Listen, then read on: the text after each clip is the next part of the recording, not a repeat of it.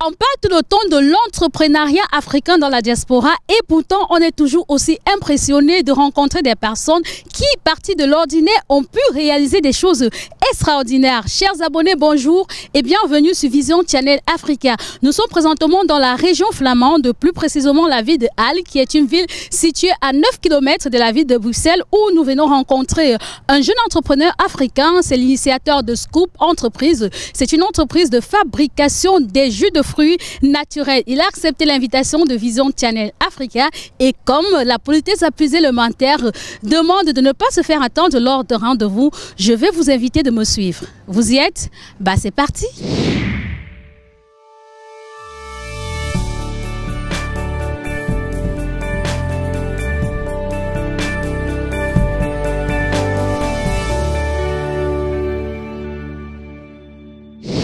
C'est l'histoire d'un jeune migrant africain qui débarque en Belgique pour des raisons professionnelles et finalement décide de ne plus y retourner.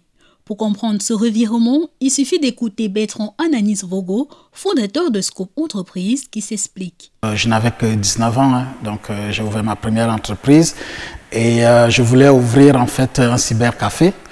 À l'époque, c'était quelque chose de rare et je suis venu en Belgique pour acheter les ordinateurs pour mon cybercafé et j'y suis resté jusqu'à présent. Une raison a priori simple, pourtant la réalité, elle, est tout autre chose. Marié et père de 3 enfants, Bertrand savoure aujourd'hui un bonheur dont il peut s'en revendiquer. Son cursus scolaire, à la base assez bref, n'est vraiment pas celui que l'on imaginerait d'un brillant entrepreneur. À la différence de beaucoup qui s'investissent soit à la suite d'infructueuses recherches de travail ou par le fruit d'un hasard, ce dernier au secondaire avait déjà ciblé sa priorité. En effet, après l'obtention de son baccalauréat de l'enseignement secondaire, il décide d'interrompre ses études pour créer sa première structure. L'idée étant, il lui faut du matériel et c'est dans le but de s'en approvisionner que Bertrand obtiendra en 1999 un visa de type court séjour et embarquera pour la Belgique. Véritable coup de tonnerre pour le jeune migrant qui ne s'était pas préparé à affronter certaines difficultés, mais qui, comme tout bon combattant, a su placer le travail au centre de ses préoccupations afin d'obtenir un résultat pour le moins impeccable. Comme vous pouvez l'imaginer, il y a beaucoup de tracasseries administratives et puis voilà, pour obtenir les machines, il fallait vraiment travailler jour et nuit parce que trouver des machines comme ça ici en Europe, c'est pas évident. On a dû aller même en Asie pour trouver ce qu'on recherchait en fait. Donc ça n'a pas du tout été facile et sur le plan administratif, vous voyez tout ce il a fallu qu'on fasse comme investissement pour être aux normes parce que les choses ici se passent pas du tout comme on a l'habitude.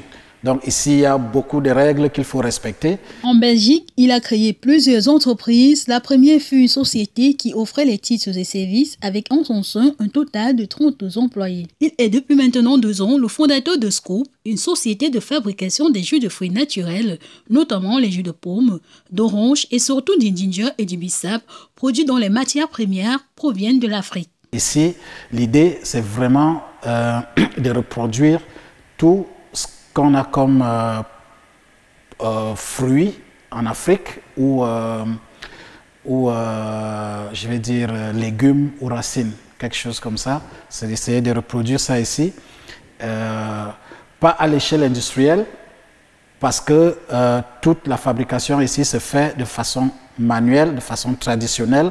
Vous avez vu tout à l'heure, le gingembre se lave à la main et il n'y a que cette partie qui est automatisée, c'est la mise en bouteille des produits. Sinon, tout le reste est fait de façon traditionnelle et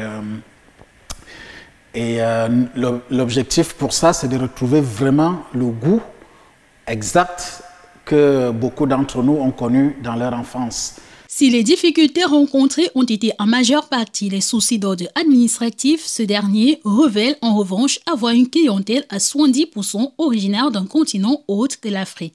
Pour l'instant, nous distribuons en France, en Belgique naturellement, en Hollande et nous avons l'ambition d'aller en Allemagne, en Suisse et pourquoi pas en Italie ou ailleurs. Ce que je constate, c'est que les Pakistanais, c'est des vrais marchands.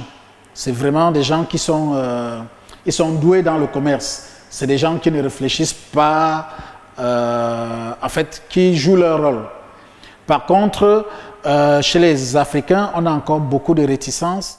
Outre son objectif d'évoluer en termes de rentabilité, Bertrand Ananis Vogo espère pouvoir jouir des fruits de son laborieux travail en s'accommodant à une dynamique d'expansion sur toute l'Europe. Comme quoi, après la pluie, vient finalement le bon temps.